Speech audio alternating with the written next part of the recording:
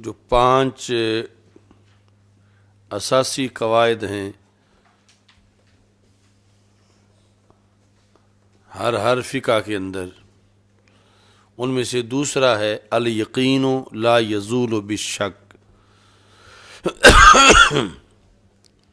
یقین شک سے زائل نہیں ہوتا۔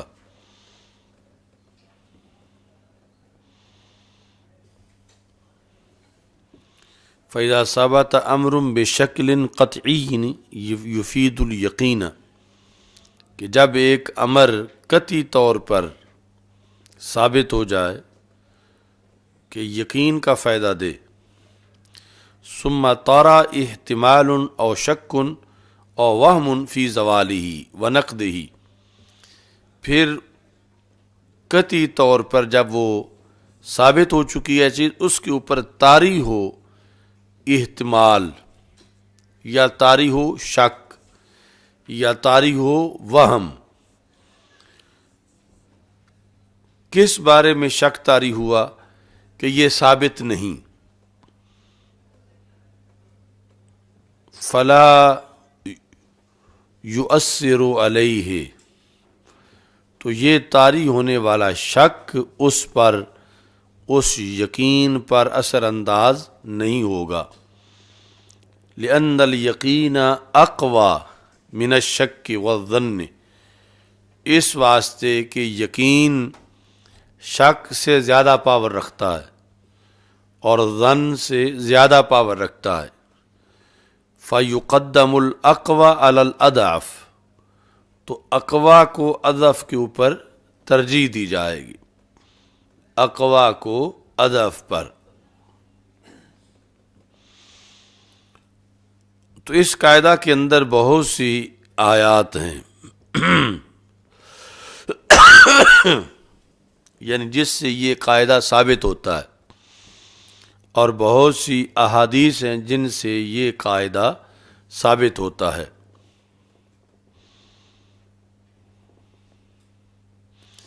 امام سیوطی رحمۃ اللہ علیہ اس قاعدے کے بارے میں کہتے ہیں، اعلم ان هذه القاعدہ تدخل فی جمیع ابواب الفقہ، کہ یہ قاعدہ فقہ کے تمام ابواب میں شامل ہے۔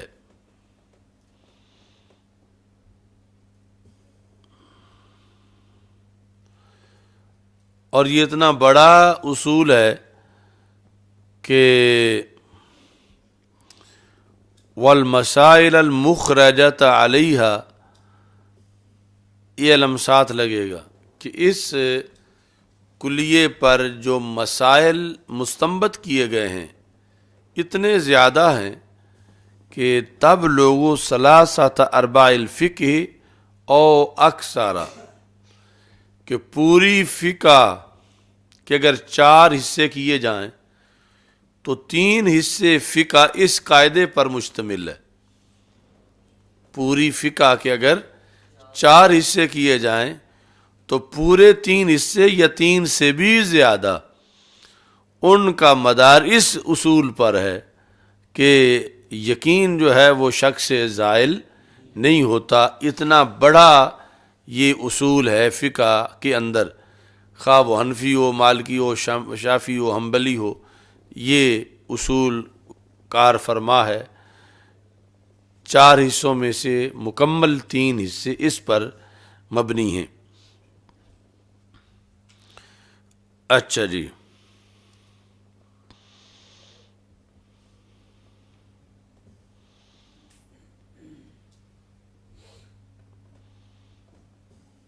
فَإِذَا ثَبَتَ حُکْمٌ، جب ایک حکم ثابت ہو جائے، آگے بیان ہے، حکم وہ طہارت کا ہو یا عبادت کا ہو یا دین کا ہو یا براءت کا ہو یا کوئی عقد ہو یا کوئی جنایت ہو، ثابت ہو جائے بشکل یقینی، یقینی طور پر، سواء کان الثبوت بدلیل اصلی کالبراءۃ منذ الولادۃ اور بدلیل شرعی مثل عدم التکلیف اور ثبوت الواجب علی المکلف اور بدلیل قضائی کالاقرار والشہادۃ فلا عبرۃ للشک والضعف فیہ، کہ جس وقت ایک حکم ثابت ہو جائے قطعی طور پر، آگے قطعی طور پر ثابت ہونے کی کئی صورتیں ہیں کہ اس کا ثبوت جو ہے وہ اصلی دلیل سے ہو یا شرعی دلیل سے ہو، یا جو ہے وہ قضائی دلیل سے ہو، اقرار اور شہادت کی بنیاد پر گواہ پیش کر کے، یا اس نے خود اقرار کر لیا ہے کسی ایسے مسئلے میں جو کہ قضا کا مسئلہ ہے۔ تو بہرحال یہ آگے قسمیں ہیں کہ ثبوت یقینی بنا کیسے ہے، جس طریقے سے بھی آیا ہو وہاں پر اب شک آ جائے تو شک کو ترجیح نہیں دی جائے گی بلکہ یقین پر فتویٰ دیا جائے گا۔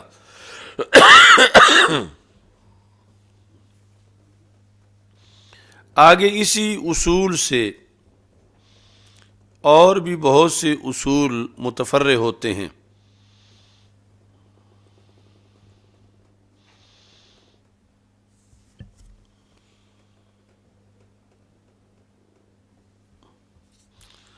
الاصل بقاء ما کان علی ما کان،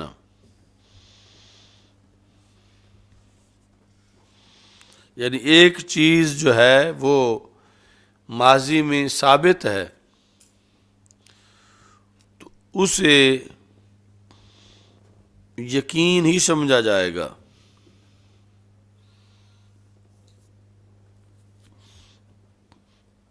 اب اس کے اندر تغییر جو ہے وہ تب آئے گی جب دوسری کوئی چیز یقین سے اس کے متضاد ثابت ہو جائے گی،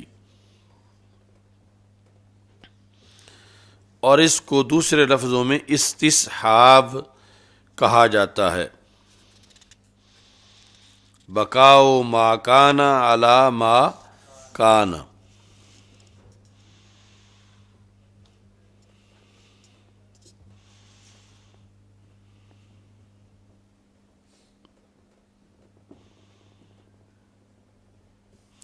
ما ثبت بزمان یحکم ببقائہ۔ دوسری وہ قسم ہے کہ جو اصل کے لحاظ سے تو ثابت نہیں تھی لیکن زمانے کے لحاظ سے وہ ثابت ہوئی، تو جب تک اس کے خلاف دلیل نہیں آئے گی اسے بھی ثابت ہی سمجھا جائے گا۔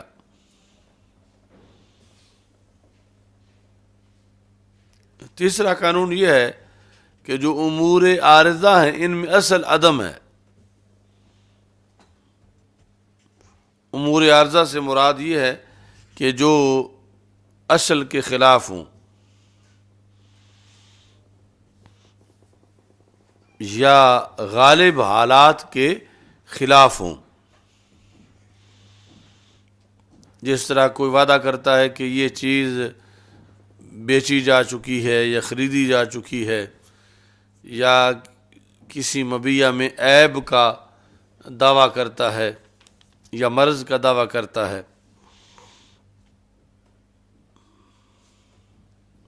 تو ان سب کے اندر جو اصل ہے وہ ہے عدم، یعنی عیب کا نہ ہونا اور بیماری کا نہ ہونا۔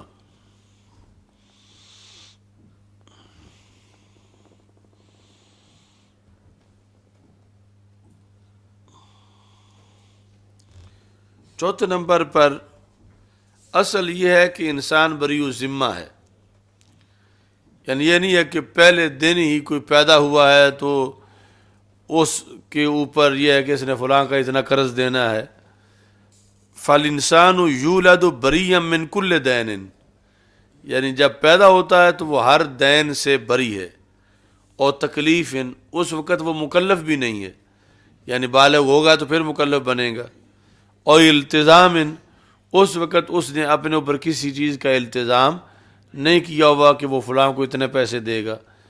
تو اصل یہ ہے برات ذمہ، ذمہ آنا یہ عارضی چیز ہے جو بعد میں آئے گی، تو اصل یقینی طور پر ہے۔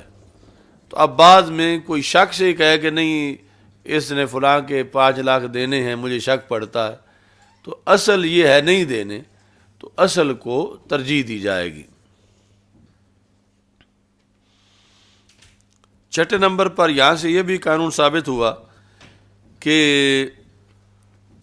تصریح کے مقابلے میں دلالت جو ہے اس کا کوئی اعتبار نہیں ہے.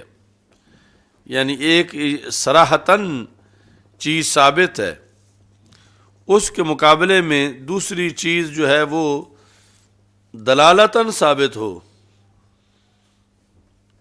تو ترجیح صراحتاً کو ہوگی، چونکہ تصریح جو ہے اس کا تعلق یقین کے ساتھ ہے اور دلالت کا تعلق جو ہے وہ ظن کے ساتھ ہے.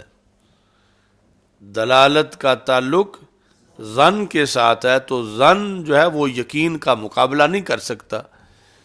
اس بنیاد پر جب صراحت اور دلالت کا مقابلہ ہو جائے تو پھر ترجیح صراحت کو ہوگی.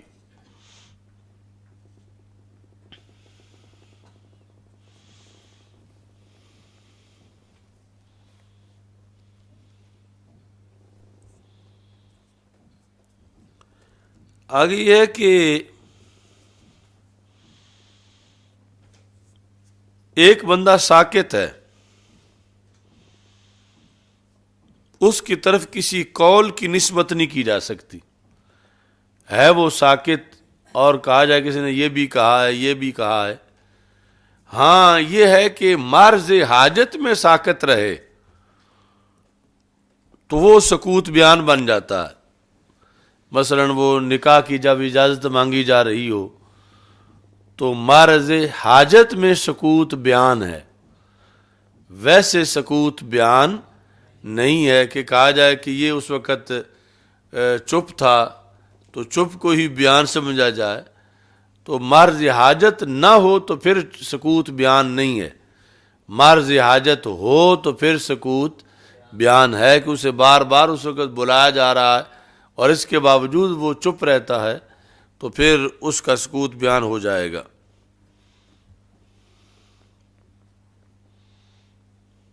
لأن السکوت فیہ ما لم تدعمہ قرائن مرجحۃ، کیونکہ سکوت جب تک کہ قرائن اس کی سکوت کی مدد نہ کریں تو ایسی حالت میں جو ہے وہ سکوت کو ترجیح دی جائے گی.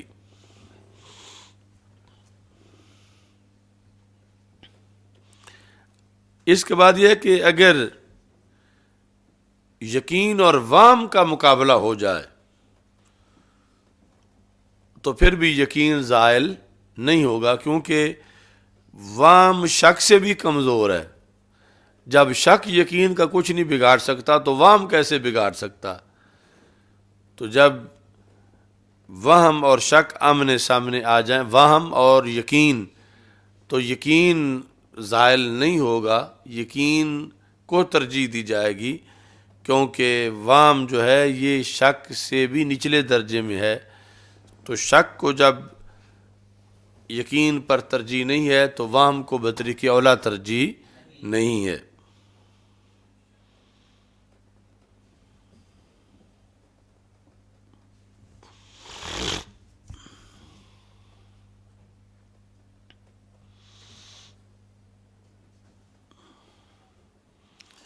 اب یہ ہے کہ ایک طرف ہے یقین، دوسری طرف ہے احتمال. لیکن احتمال جو وہ ناشی عن دلیل ہے. ایک یہ ہے کہ احتمال محض خشک احتمال کہ وہاں پر دلیل اس احتمال کی ہے ہی نہیں، وہ احتمال بنتا ہی نہیں. تو ایسا احتمال جو ناشی عن دلیل نہ ہو وہ تو بہت زیادہ کمزور ہے. لیکن ایسا احتمال کہ جو ناشی عن دلیل ہو یقین کے مقابلے میں وہ بھی یقین کا کچھ نہیں بگاڑ سکتا، کہ وہ احتمال جو ناشی عن دلیل ہے یقین کے مقابلے میں اس احتمال کو بھی حجت نہیں بنایا جائے گا، چونکہ احتمال ضعیف ہے اور مشکوک ہے تو اس کا کوئی اعتبار نہیں ہوگا. اگلا یہ اصول ہے کہ جو چیز عادتاً ممتنع ہو اس کو حقیقتاً ممتنع سمجھا جائے گا. چونکہ عادتاً جو ممتنع ہے اگر اس نے موجود ہونا ہے تو معجزے سے موجود ہونا ہے۔ معجزہ وہ ہوتا ہے کہ اس میں وہ چیز پائی جاتی ہے جو عادتاً ممتنع ہے۔ معجزے کی تعریف یہ ہے کہ معجزے میں وہ چیز پائی جاتی ہے جو عادتاً ممتنع ہے، یعنی عادتاً یہ ہے کہ خشک کھجوروں پہ کھجوریں نہیں لگتیں، تو اب معجزہ کیا ہوا کہ خشک تنے پہ کھجوریں لگ جائیں، تو یہ پھر وہاں ہو سکتا ہے جہاں معجزے کا امکان ہو، اور اگر معجزے کا ہی امکان نہیں ہے تو پھر جو عادتاً ممتنع ہے اس کو وجود نہیں مل سکتا، کیونکہ لأن الممتنع عادتاً لا یقع الا بالمعجزہ والمعجزۃ لا تثبت الا لنبی، یہ والمعجزۃ لا تثبت الا لنبی، معجزہ نبی کے لیے ہی ثابت کیا جا سکتا ہے۔ والممتنع عادتاً هو المستحیل لغیرہ، تو جو عادتاً ممتنع ہے وہ مستحیل لغیر ہی ہے، تو اس کا ادعا جو ہے اگر کوئی کرتا ہے تو وہ قبول نہیں ہوگا، صرف نبی کی طرف سے قبول کیا جائے گا۔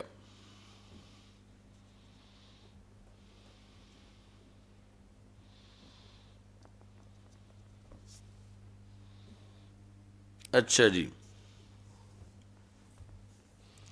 لا عبرۃ بالظن البین خطأہ، جس ظن کا خطا ہونا واضح ہو اس ظن کا کوئی اعتبار نہیں ہے۔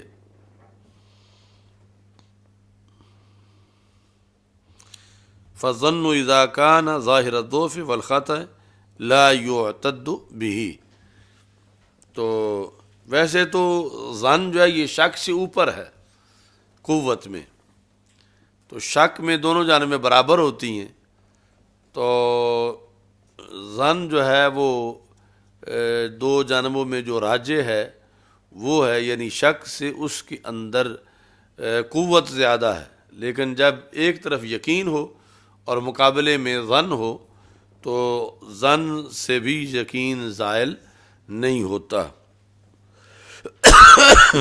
چلو جی، الحمدللہ رب العالمین، استغفر اللہ لا الہ الا اللہ وحدہ لا شریک له، اللہم برکت الکلمات الطیبات۔